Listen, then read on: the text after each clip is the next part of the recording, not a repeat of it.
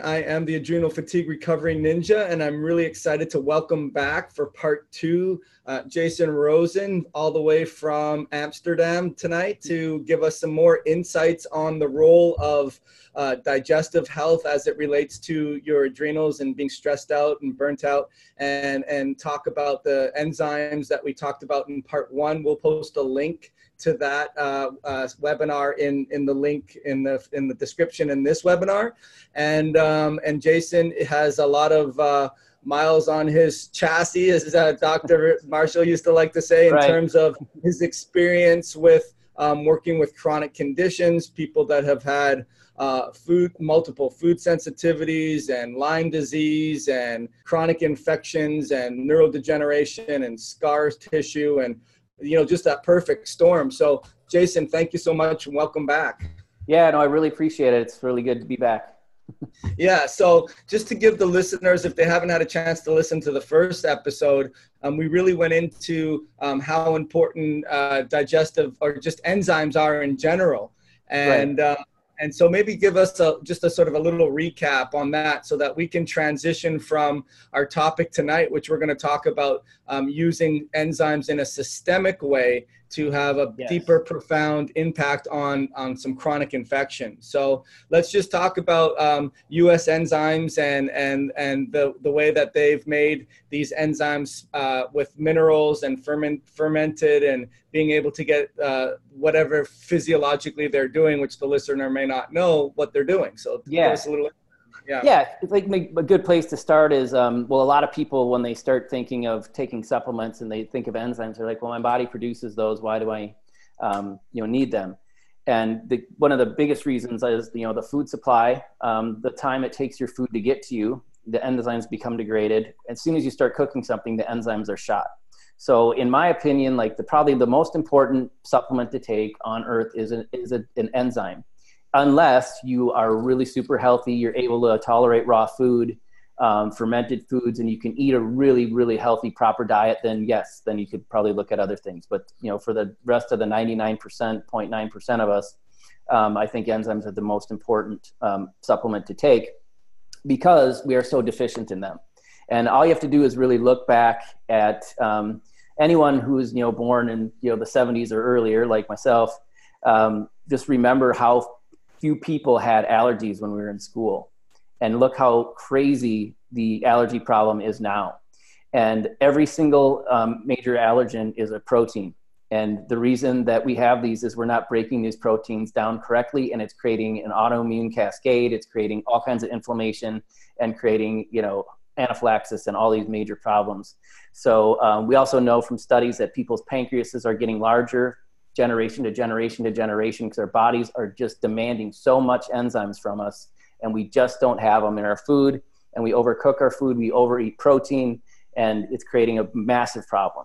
So to get these proteins broken down is, to me, like, if we could just get everyone to take a high quality digestive enzyme, I think the health problems would be massively diminished. So again, in my opinion, of course I'm biased, but it's the most important supplement to take. If you could take one thing, I would say, enzymes, right behind that hydrochloric acid if you're over, age 30, 35, something like that. So then, like you mentioned, with our company, it comes down obviously to quality. Of course, no one's going to say that their product isn't the best, but we feel ours is, and we try to, back that up with as many facts as we can. So from the source of enzymes that we use, we mostly use, like you mentioned, Dr. Rosen, fermented enzymes. So they are the cleanest form of enzymes. They operate at pH of 1 to 12, so they can break down bonds and peptides into amino acids at all different pH ranges, much better than you would see in an animal-based, which would be your pepsin kind of, or trypsin kind of enzymes, and then even your bromelain and papain, if you can get a really good fruit-based enzyme. They don't break down proteins well, but they do operate at a pH range that's a little bit higher, and they are great for inflammation and things like that. And we do use them, but our primary focus is these microbial-based fermented enzymes, which are also environmentally friendly. They're 100% sustainable. And they also have a component to it that it's paired with a mineral, correct? Yes. Yes. So that comes, my business partner, Troy Opperly, who we talked about a little bit last time, just so people know. I love working with people that, are really into and passionate about what they do. So Troy has climbed Mount Everest, he's won all these crazy, death march races and things like that. And he credits enzymes as being a huge factor of that. And so he's massively passionate about them. We have our own factory. He's been making enzymes for clients for over 25 years. And this line is the one that he's put our name on, that we sell directly to clinicians, that he makes, as best as we possibly can. That said, he also is very into subtle energy, biphotonic, bioluminescence, and things like that. Fritz Albert Pop's work. And enzymes desperately need minerals to transport things in and out of cells. And he took a look at the shape of an enzyme and realized that it had a shape of like a hedron. So in like a geometric form, it is like half of a dodecahedron, which people say is, the foundation of sacred geometry and things like that. So when he decided which minerals we were going to start to pair with our enzymes to boost their effectiveness, he looked at minerals that shared that same shape.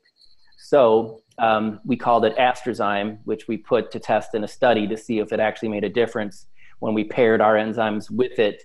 And the results were profound. One of the biggest things is the rate of absorption that protein went into an amino acid went up by 40%. So like we were talking about, the faster we can get that protein broken down into an amino acid, the less problems our immune system is going to have, especially with the condition of our guts and things like that, with all the environmental toxins and things ripping our guts apart. So that was profound. Yes, it's on the energy side, which is, becoming more and more founded by science, but we backed it up with a study that we did with New Live Sciences, third party, and they do tons of studies for pharmaceutical companies, and we used CACO2 cells, which is what they use to, test with pharmaceutical drugs. So legit study. Yeah, lots there. And, one of the things that I tell my listener and audience is, if we can lower the stress footprint, that's a term that I actually patented. Is called nice. That's awesome. Your stress footprint. And so that's really, comes down to, like you touched upon a little bit earlier, like if you're going to take a couple supplements and, which ones they would be. And I find that the people that we work with, and I say I'm guilty of it too, because I just want to help so many people, that we have a slippery slope of, okay, take this, take that, take this, take that. And part of reducing the stress footprint is removing the supplements that you're excessively or, taking in a high amount. And so that's really key. And then the other thing you talked about, which I thought was really important for the listener as well, is we lose our ability to digest food after a certain age. Just because of the highly treated and heated foods and the contaminants and the pesticides and the sprays. And we eat way too much protein, and so that food just sits there and ferments, and it just overloads the liver, and then a whole bunch of bad things happen. And, if you were to pick one or two supplements that you should really need, which anyone could need, and without looking at a blood test or their genetic test or their adrenal test, pretty confidently you could recommend the enzymes and then even hydrochloric acid. But here's the thing. So if I'm the listener, and I definitely want to get into systemic stuff, but I'm going to ask, well, I have SIBO, or I have too much microbial growth in my GI lining, and I've been told to go on a sort of a low FODMAP diet, which the food's going to be fermentable. So can you handle that objection, Jason, in terms of, well, number one, how important fermented foods are in general, and the difference between that and food that rots, that ferments, and number two, a medium such as US enzymes that have it in a fermented medium so that you can create enzymes. So is that detrimental for someone that may have SIBO? Well, absolutely. If you're just talking the straight digestive enzymes or any of the enzymes we use, the answer is no, because the fermentation is how the enzyme is created. Because through fermentation you create tons of positive good bacteria and enzymes. So when these enzymes are created in koji trays, which are these super clean type rooms that you would get in a pharmaceutical facility, or even like one of those places where they make computer processors. So the enzyme is filtered and there is nothing left but just pure enzyme. So you don't have the fermented byproducts that it came from or the media. All you have is just the enzyme. So there's absolutely no, like, I get this question all the time. I don't care how much histamine problems you have. Like, enzymes are antihistamines. Like, one of the most popular antihistamine natural products is an enzyme. So yeah, you don't have any concern there, but that's a great question. It's way different than if you like fermented yourself some kombucha, then you can probably have some issues. It's definitely something you want to work towards getting to be able to consume. But yeah, when you're in a huge, SIBO state, and it's just going to kick up your histamine through the roof and cause inflammation and, cause all kinds of other, issues. So yeah. It's actually a good stopgap, or at least in between, for someone that wants to get more into the raw fermented foods. Then go with something that has the enzymes that were created from the fermentation process and eliminate the potential reactivity that would be born on someone that's not ready to go that next step yet, correct? Yes, yeah, absolutely. And you mentioned low FODMAP, which I know is getting more and more popular. I think there are going to be low FODMAP sections in grocery stores soon. One of our supplements, just since you brought it up and we talked about it last time, Sun Spectrum and Sun Fiber, they're actually low FODMAP certified. So if people are looking for things to help boost SIBO along, they are huge. The Sun Fiber was actually in a study with rifaximin, which is what your medical doctor would recommend for SIBO. And it showed that it boosted the effectiveness from 48% to like 85% when taken together. So, right. And so, yeah, and we talked about that last time, which I was sort of, I was very intrigued because I was like, I was underutilizing it for sure. And I always do supplements that I recommend my patients. So, I think I ordered a couple of those just to get going on them. But to sort of go back into that in terms of the Sun Spectrum, which I really like for my demographic again, because when we lose the ability to digest food and all the pitfalls that we talked about a little bit earlier, in terms of fermented foods that don't get digested, or they ferment in the gut because they don't get digested, and the treated and the heated and the rancid oils and everything else in between, creates a huge problem. But what I really like about your line and the enzymes themselves are the minerals from the mitochondrial level, needing minerals for cofactors, for enzymes to work properly. And then on top of that, being able to have like a CoQ10 in there as well, which is that first, phase, or that, of mitochondrial functioning as well. So tell us a little bit about that one more time. Yeah. So the Sun Spectrum in general. Okay. So the Sun Fiber is in Sun Spectrum. We also sell Sun Fiber as a standalone product, which would be more for your maintenance gut health. So the Sun Fiber it's a hydrolyzed or pre-digested form of guar. So it is completely without viscosity, and it ferments. It doesn't need to ferment to butyrate. It already is butyrate. So other types of fibers often have to ferment to butyrate, and those can create issues with people. So that's why this has been low FODMAP certified, and it also is outstanding for healing gap junctions, boosting mineral absorption, and creating a nice terrain for good bacteria. So it's a qualified prebiotic. Then one of the most important supplements out there that's also not without its issues is curcumin, or turmeric.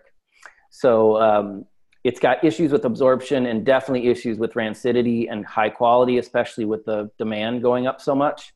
So we chose a branded curcumin, which means it's a patented version called C3 Reduct, that is, it's a natural form, but it's white, so it doesn't have the stain. You don't have to worry about the oils going rancid in it, and it has a bioavailability of 3 times greater than your traditional curcumins, even if with black pepper or anything at it. And then it's got a half-life that's 3 times greater, so it works in your body 3 times longer. So I absolutely love that ad. And then you mentioned the CoQ10. We used the branded form there. Konica makes an outstanding CoQ10 that's bioidentical. So, your body doesn't have to dance with it to convert it and reduce it. And then we put a low dose of probiotic in there that is one of the few probiotics that has been studied to survive stomach acid and bile. So we chose to go low dose because we didn't want to overload someone with good bacteria, especially when we're just trying to set a terrain for the good guys to start populating. So what would be a reason why someone would do just the sun fiber but not the sun spectrum? If by some reason your liver and things are working really well, so let's say you've done a really, really good detox. Your blood work's great, your blood work's looking great, you're feeling awesome, and you just want to maintain, then just take the sun fiber. You're going to save money. It still works amazingly well.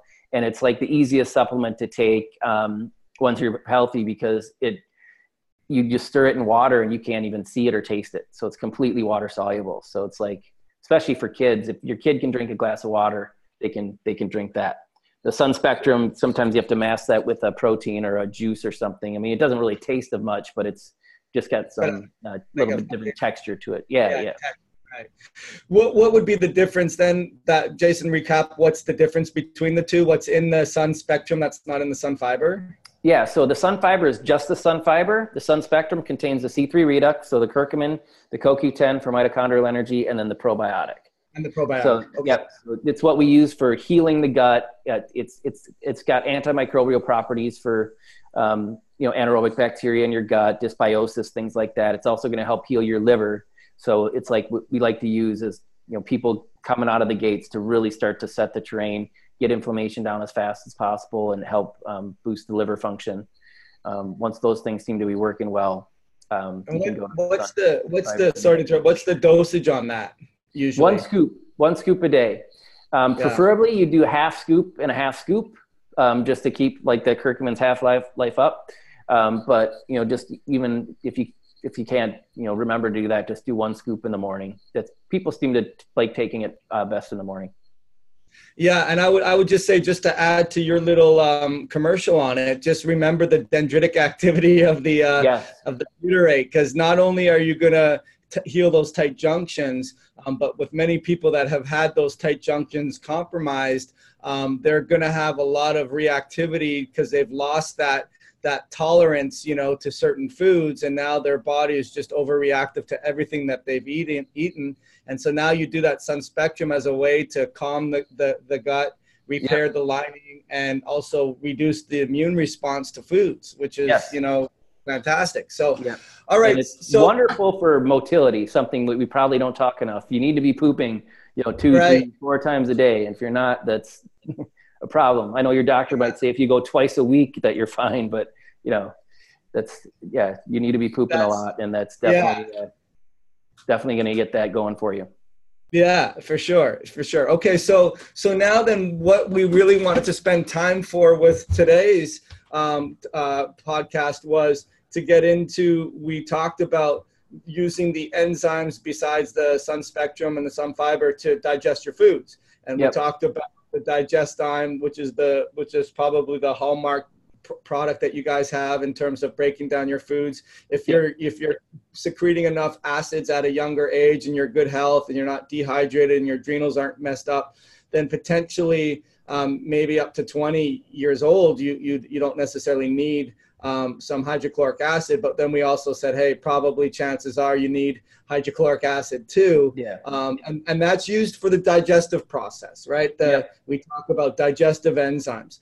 But then we said, hey, there's this whole other idea of infections that once that pathway has already broken down and has been set forth for a long period of time, now we have mineral deficiencies. And, with nutrient deficiencies and mineral deficiencies, we have the more probability of expressing a virus or expressing a pathogen, not just from not disinfecting it from our own external exposure to it, but from the deacetylation process and the methylation process and so forth, to have your own gene deck express a virus or so forth. So now here we are, and we see a lot of people in my demographic, and I'm sure the people you see, that are just overwhelmed with infections, you know, and then we talk about biofilms and how biofilms like to live together, and then they'll coalesce and they'll sort of exchange information with one another, and they become very elusive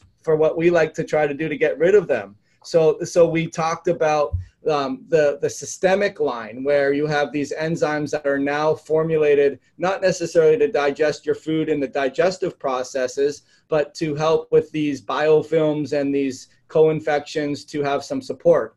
And then we talked about, we just did get into a little bit of the cleanzyme, which is really good, which you'll talk about now in terms of candida and mold and liver support. So why don't we sort of bridge the gap starting with that and talk about how they were and why they were formulated and what they do. Sure.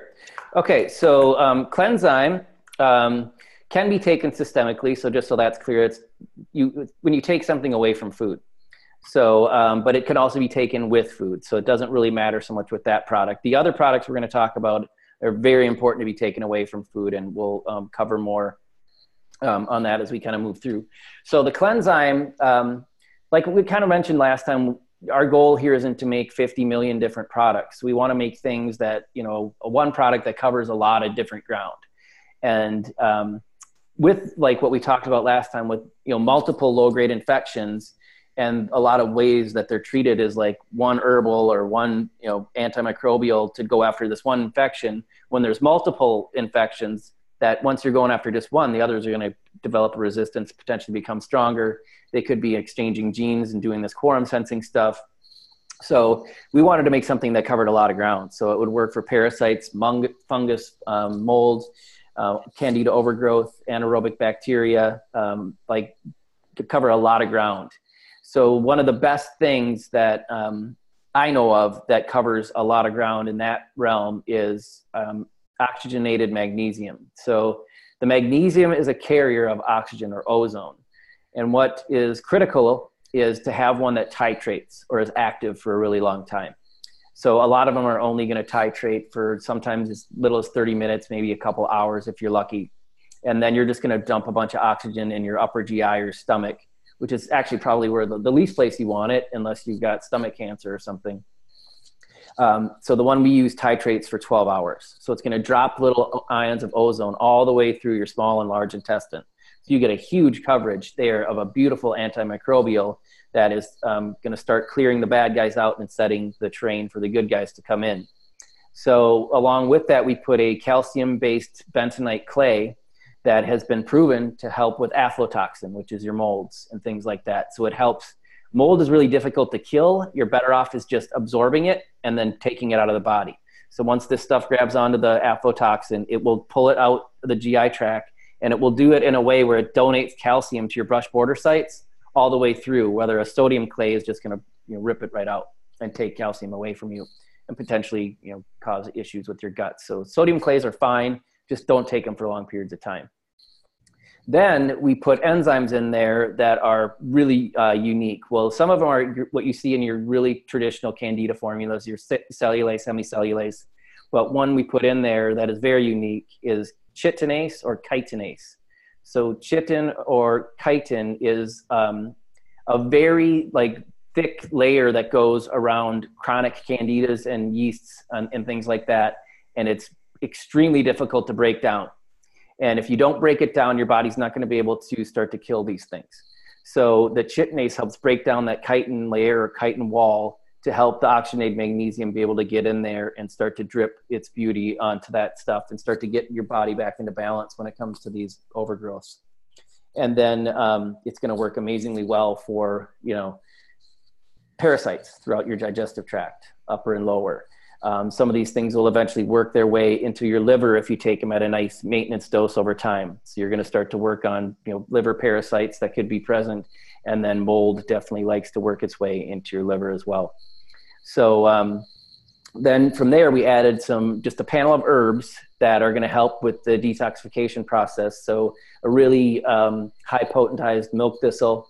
We got some fennel in there to help with the stomach. We've got a bunch of herbs to help boost the GI to get it. Because a lot of people, and I'm sure you know this, if you start detoxing, especially a candida or a mold type detox, their system kind of shuts down, and then they get backed up, and then things go back through into the bloodstream, and we get Herxheimer reactions, and they don't push things out well. And Dr. Kelly's helping us with another product to help with that whole process, but just the Cleanzyme alone really helps with the digestive motility and to help, move things along and support the detox pathways.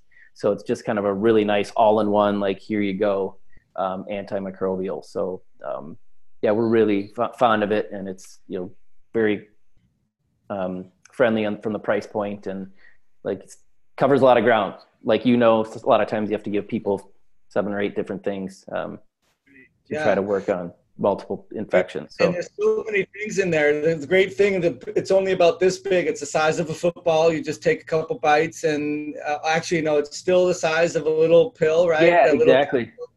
And so as far as that one, so just in terms of, and again, there, we do these podcasts for information, and obviously consult with their doctors before they do anything. Absolutely. Typically, what are you seeing in terms of the applications and how to go about utilizing that, given the therapeutic physiologic impact that it's doing? How are people taking it? Yeah, so it's a good question. So we have like a general detox that we do for people, just assuming that everyone's going to probably have a certain amount of, overgrowth and things like that they could really benefit from. And so we just do like a medium level dose on someone like that. And they'll do like a food plan, and then, go through some other enzymes and things like that before they go to the Cleanzyme. Don't have them go to it right away.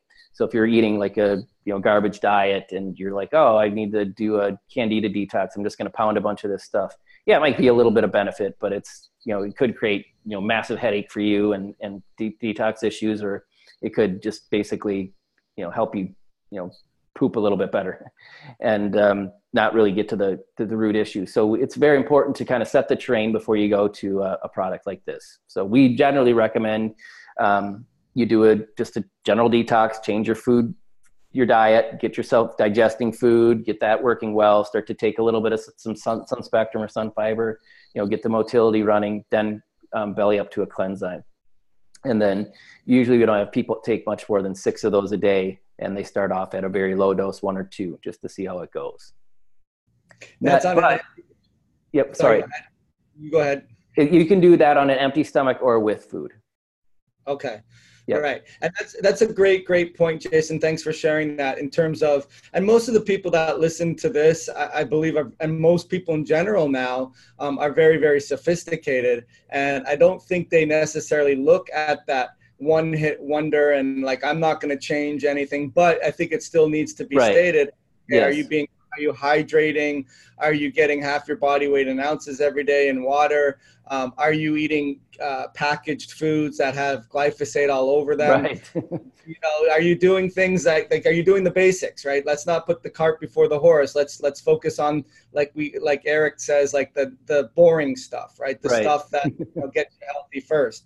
And I would agree with you. Like let's make sure we're digesting our food first. Use whatever enzymes you like. I mean, we're not to say, hey, this is the only enzyme you can use, but we feel that just with the fact that they're clean and they got this patented astrozyme mineral complex, and the way that they're paired and formulated, it makes no sense not to. But anyways, with that being said, can the Cleanzyme be used as I know Dr. Marshall had talked about, like with a clay, like a bentonite clay, if they go out for dinner and you're not really sure about the food that you're getting, could they put that in a bottle, like a little water, and stir it around? Would that be effective, or no? Yeah, absolutely. There are herbals in there. So,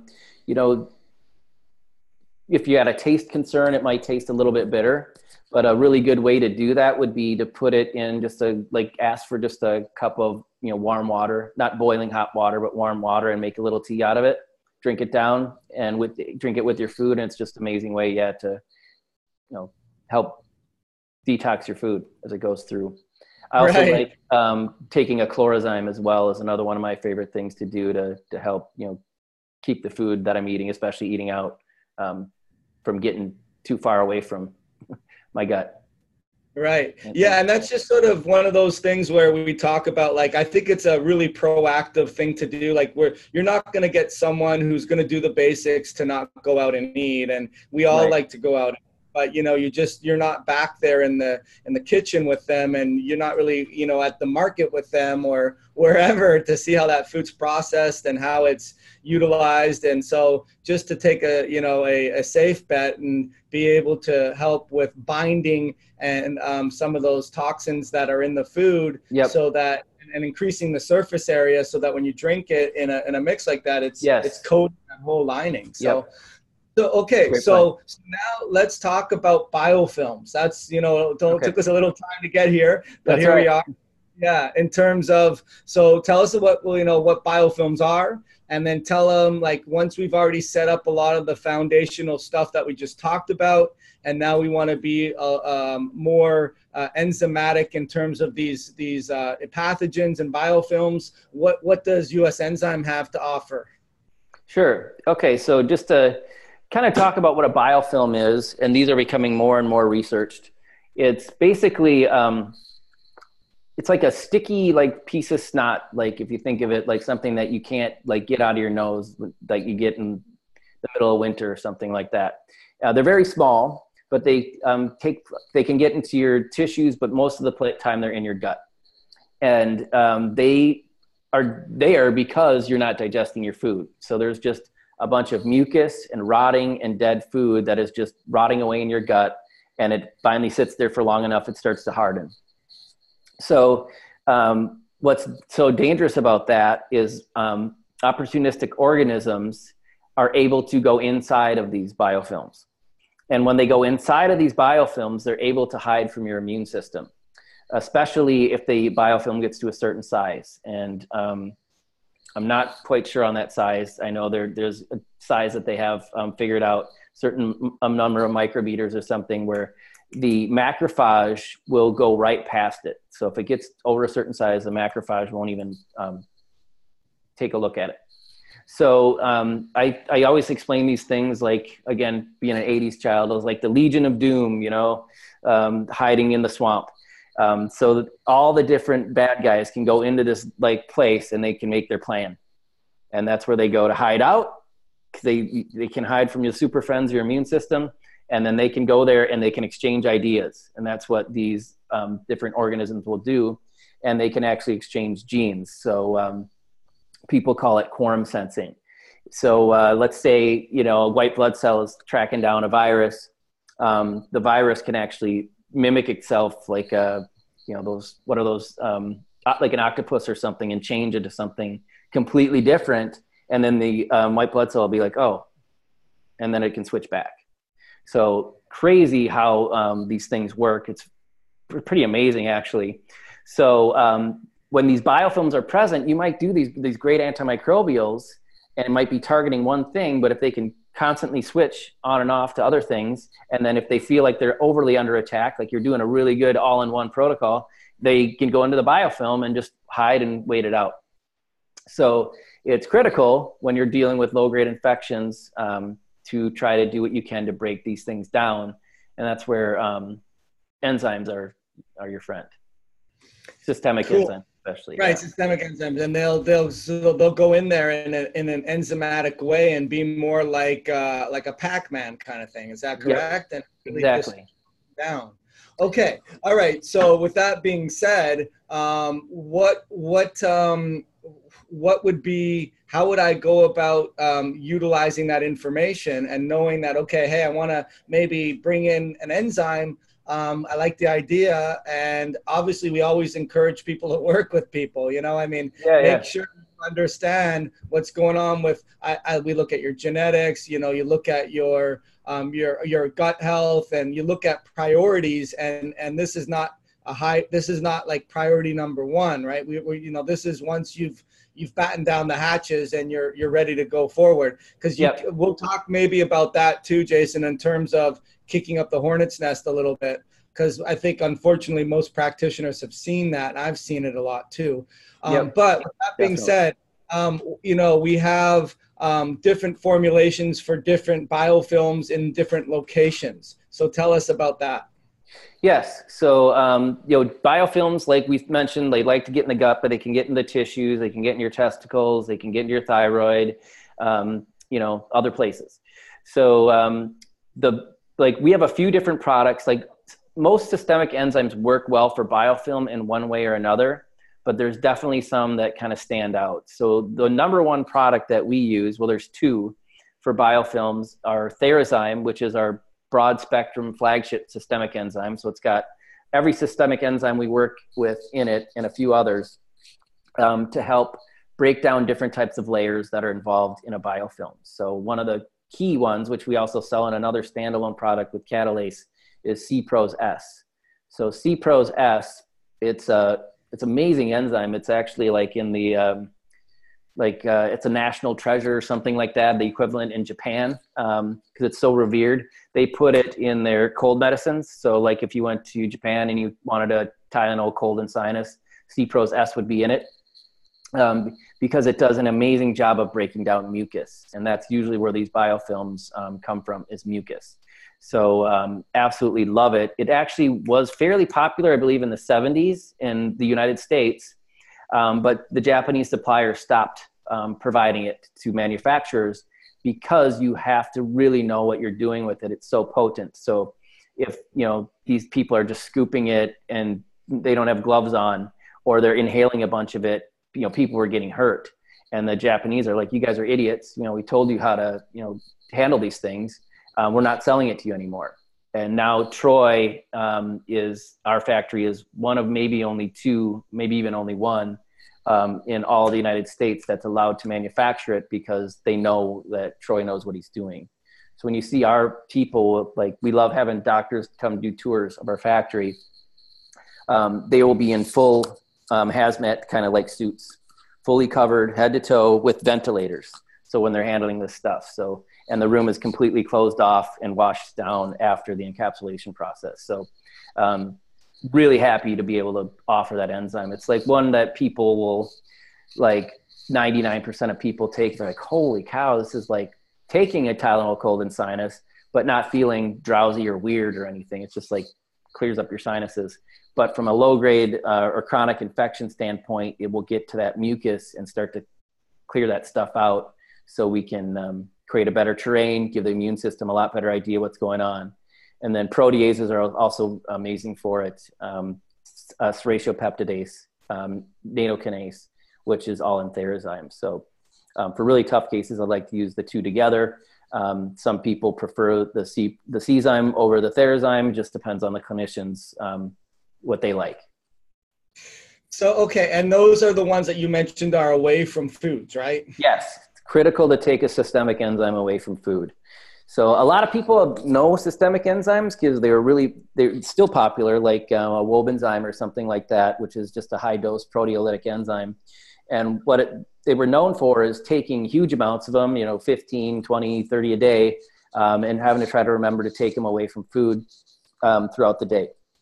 What is nice about these forms and the fermented microbial versions is they're so much more potent that quite often all people need to do is take 3 a day, be the equivalent of your 15, 20 other proteolytic enzymes.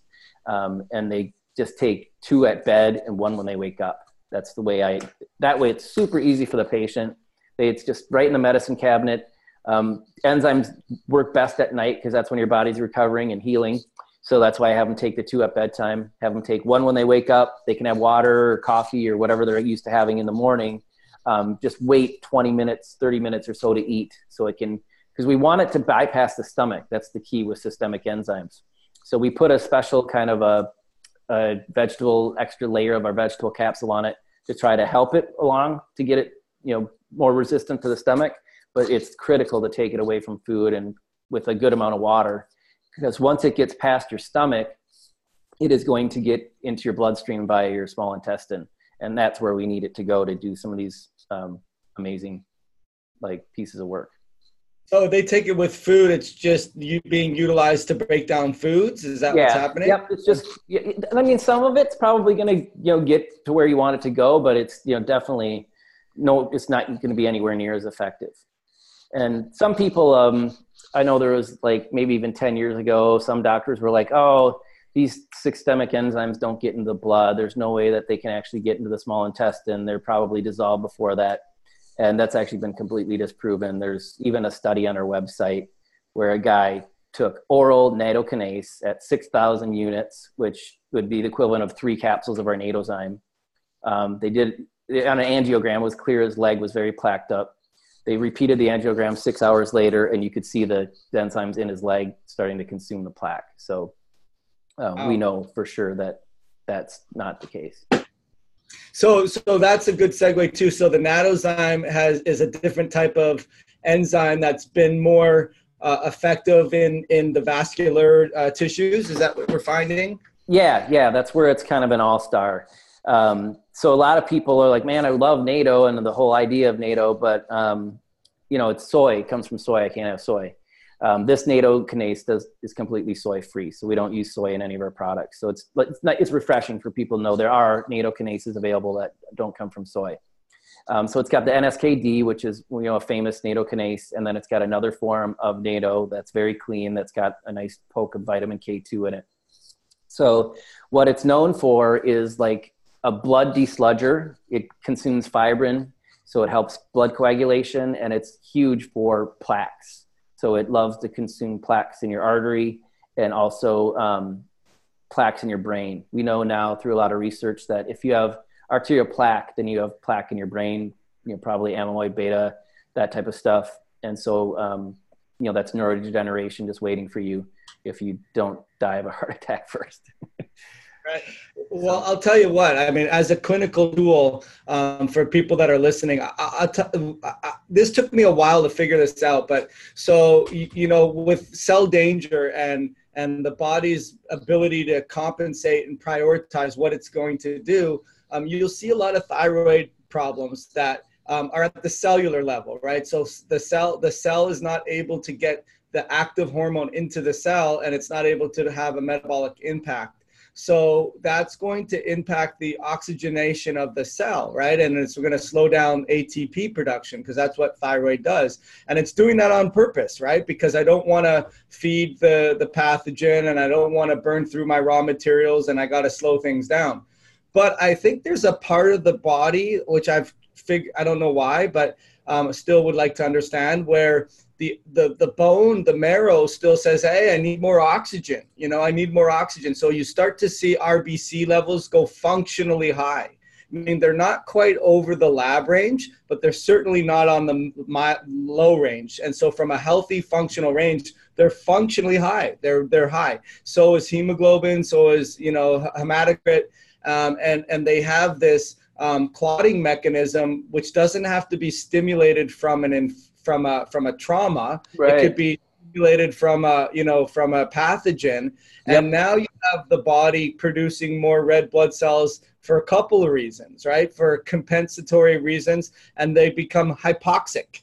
It's in terms of, we call it a pseudo-hypoxia. They're not getting enough oxygen to the cells because of how thick the cells are, or how thick the bloodstream is. Yes. So that's where, the natozyme could be a real awesome tool. And again, disclosure, don't just go out and buy natozyme because it sounds cool. Right. But then that could be a real game changer. It really can be.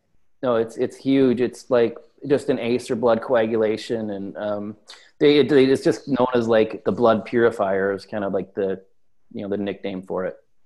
Yeah, and you've seen that being utilized with a lot of your Lyme patients, a lot of the major patients that way?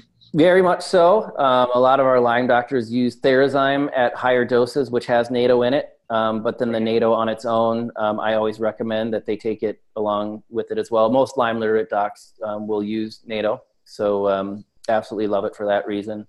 Another thing that it's good for is, not to jump too far, but I always like to talk about kidney health.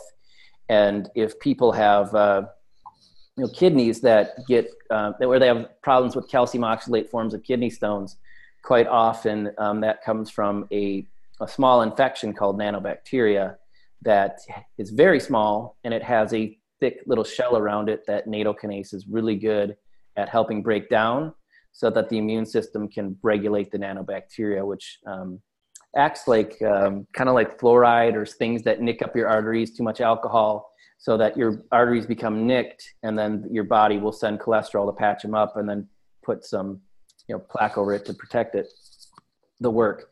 And if you get to the nanobacterial infection and balance that out quite often, then the body doesn't have those issues anymore. Again, if you're not over consuming alcohol and not, drinking fluoridated water, then you can often reverse these things. So just another nice thing NATO does really, really well.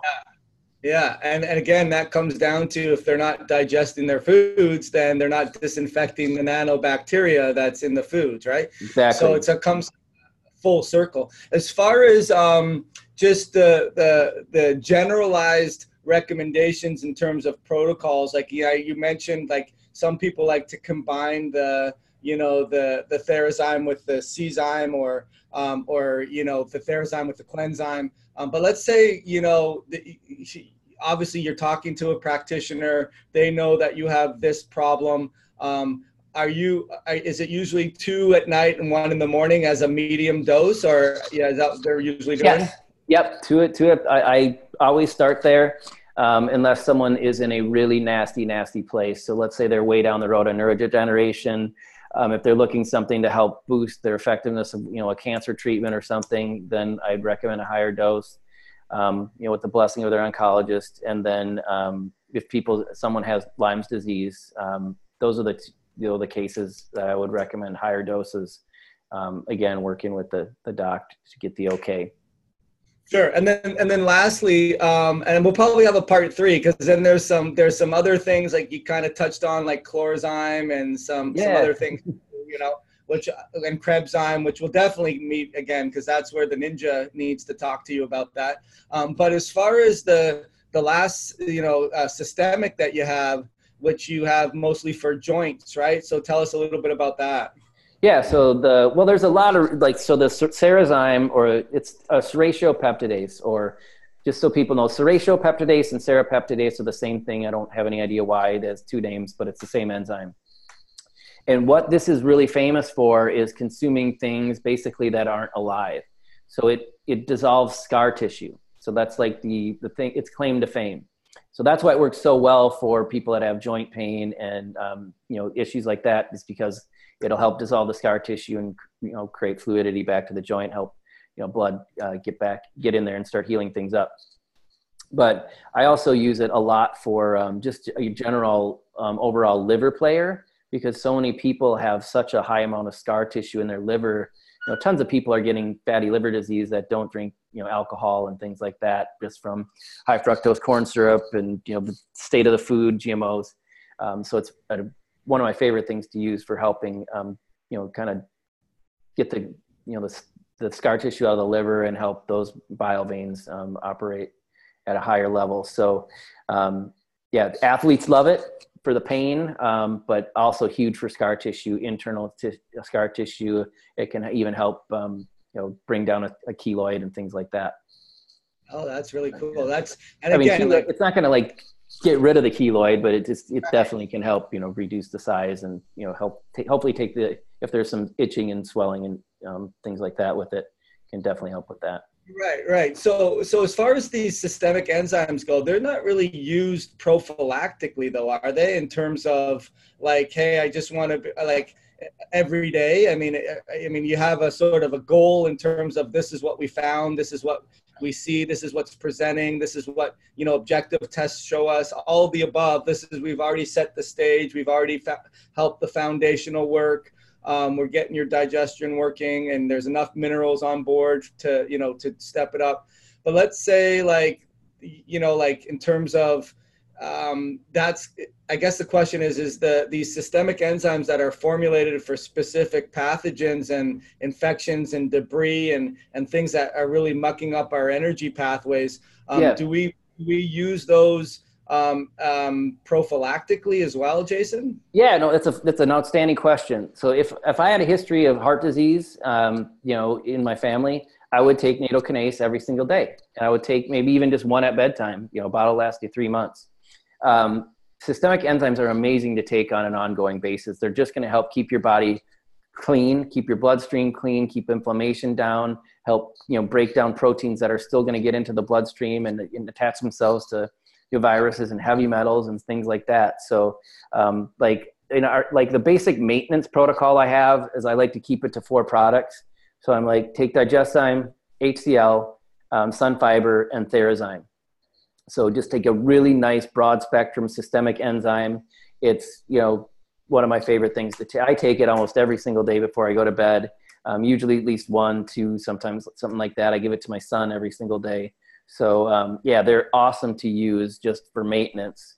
But yeah, like a specialized high dose NATO wouldn't really be something necessary to take. They're those single ones like the NATO, the C-Pros-S, and the C-Zyme and the Cerazyme. Those are designed to give you a big dose, usually for a short period of time to accomplish a certain task. And then the C-Zyme is also nice to keep in the medicine cabinet for cold season and stuff like that, acute type. Right. For the sinus and mucus and so forth. Yep. Excellent. Well, that's awesome. It's we quote Dr. Marshall all the time, in terms of as long as you decide to live in this world and eat food and be exposed to the elements, then you'll need some support, right? I mean, you're definitely going to need some support, and it's probably going to take a long time before that turns around. Yeah, ultimately, if we did things right, we wouldn't need supplements, and we'd just be able to eat properly. And but I think that's going to take some time. Yeah, well, but awareness is coming around. It's it's getting better, but also getting worse at the same time. It's kind of weird. Yeah, well, it's the best of the best and the worst of the worst. Yeah. Look at it like that. So, well, Jason, that's awesome. I think we got everything accomplished that I wanted to get accomplished today. I really appreciate it. What we'll maybe do is have you on a Facebook Live so that people can ask questions real time. I think that would be real helpful. So that will be our next plan, if you're open to it. And then we'll talk a little bit about some of the formulas that can really support the Krebs cycle and for people that just aren't absorbing proteins at all and wouldn't start with. We'll get to that too. And like I say, I always do these because I learn a lot too. And I appreciate you sharing your wealth with me. It's really great. I'm really grateful that you are. And appreciate everything. So thank you so much. Appreciate you too. I learned something every time. Dendrick learned that from me last time. Dendrick cells.